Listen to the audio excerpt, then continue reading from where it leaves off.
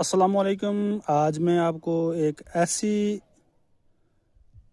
अजीब बात सुनाने जा रहा हूँ जिसको देखकर आपको भी हंसी भी होगी और ताज्जुब भी।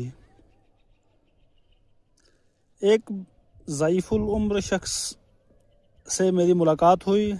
उसने कहा, यार देखो ज़माना कितना बदल गया। हमारी आंखों ने देखा कि हमारे घरों में मेहमान आते थे, हम उनको कहते थे भाई आप अंदर बैठें, मैं बाहर जाकर क़ज़ाए हाजत से होकर आता हूँ।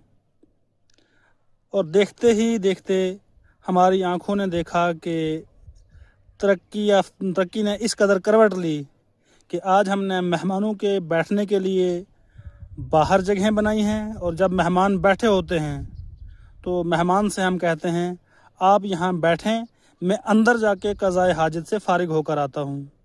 देखिए हम कितने एडवांस हो गए हैं कि नापाक चीज़ को पहले रफ़ा करने के लिए बाहर जाते थे, जबकि आज अंदर जाते हैं।